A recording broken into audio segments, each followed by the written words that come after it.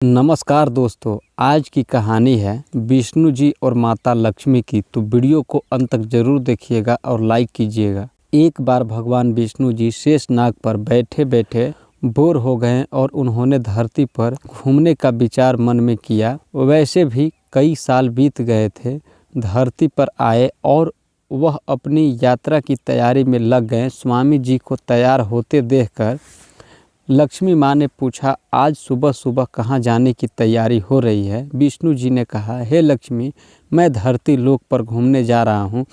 तो कुछ सोचकर लक्ष्मी माँ ने कहा, हे देव, क्या मैं भी आपके साथ चल सकती हूँ? भगवान विष्णु ने 2 पल सोचा, फिर कहा, एक शर्त पर तुम मेरे साथ चल सकती हो। तुम धरती पर पहुंचकर उत्तर दिशा की ओर बिल्कुल मत देखना। इसके साथ ही माता लक्ष्मी ने हाँ कह के अपनी बात मनवा ली और सुबह सुबह माँ लक्ष्मी और भगवान विष्णु धरती पर पहुंच गए। अभी सूर्य देवता निकल रहे थे। रात बरसात होकर हटी थी। चारों ओर हरियाली ही हरियाली थी। उस समय चारों ओर बहुत शांति थी और धरती बहुत ही सुंदर दिख रही थी। और माँ लक्ष्मी मंत्रमुग्ध होकर धरती को देख रही थी और भूल गई कि पति को क्या वचन देकर आई है, और चारों ओर देखती हुई कब उत्तर दिशा की ओर देखने लगी, पता ही नहीं चला। उत्तर दिशा में माँ लक्ष्मी को एक बहुत ही सुंदर बगीचा नजर आया। उस तरफ से भीनी भीनी खुशबू आ रही थी और बहुत ही सुंदर सुंदर फूल खिले थे। यह एक फूलों का खेत था और माँ लक्ष्मी बिना सोचे समझे उस खेत में गई और एक सुंदर सा फूल तोड़ लाई। लेकिन यह क्या, जब माँ लक्ष्मी भगवान विष्णु के पास वापस आई तो भगवान विष्णु की आंखों में आंसू थे। भगवान विष्णु ने माँ लक्ष्मी को कहा कि कभी भी किसी से बिना पूछे उसका कुछ भी नहीं लेना चाहिए, और साथ ही अपना वचन भी याद दिलाया। माँ लक्ष्मी को अपनी भूल का पता चला तो उन्होंने भगवान विष्णु से इस भूल की माफ़ी मांगी। तो भगवान विष्णु ने कहा कि तुमने जो भूल की है उसकी सज़ा तो तुम्हें ज़रूर मिलेगी। जिस माली के खेत से तुमने बिना पूछे फूल तोड़ा है, यह एक प्रकार की चोरी है। इसीलिए अब तुम 3 साल तक माली के घर नौकर बनकर रहो। उसके बाद मैं तुम्हें बैकुंठ में वापस बुलाऊंगा। माँ लक्ष्मी ने चुपचाप सर झुकाकर हाँ कर दी। आजकल की लक्ष्मी थोड़े ही थी और माँ लक्ष्मी एक गरीब औरत का रूप धारण करके उस खेत के मालिक के घर गई।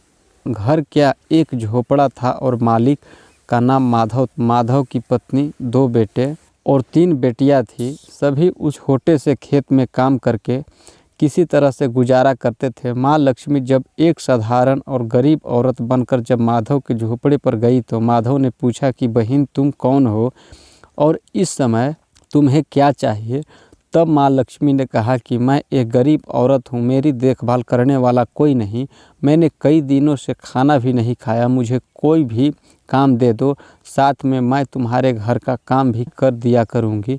बस मुझे अपने खेत में एक कोने में आसरा दे दो। माधव बहुत ही अच्छे दिल का मालिक था। उसे दया आ गई, लेकिन उसने कहा, बहन, मैं तो बहुत ही गरीब हूँ, मेरी कमाई से मेरे घर का खर्च मुश्किल से चलता है। लेकिन अगर मेरी 3 की जगह 4 बेटियाँ होती तो भी मुझे गुजारा करना था। अगर तुम मेरी बेटी बनकर जैसा रूखा सूखा हम खाते हैं उसमें खुश रह सकती हो तो बेटी अंदर आ जाओ। माधव ने माँ लक्ष्मी को अपने झोपड़े में शरण दे दी और माँ लक्ष्मी 3 साल उस माधव के घर पर नौकरानी बनकर रही। जिस दिन माँ लक्ष्मी माधव के घर आई थी उससे दूसरे दिन ही माधव को फूलों से इतनी आमदनी हुई कि शाम को एक गाय खरीद ली। फिर धीरे धीरे माधव ने काफ़ी ज़मीन खरीद ली और सब ने अच्छे अच्छे कपड़े भी बनवा लिए और फिर एक बड़ा पक्का घर भी बनवा लिया। बेटियों और पति के गहने भी बनवा लिए और अब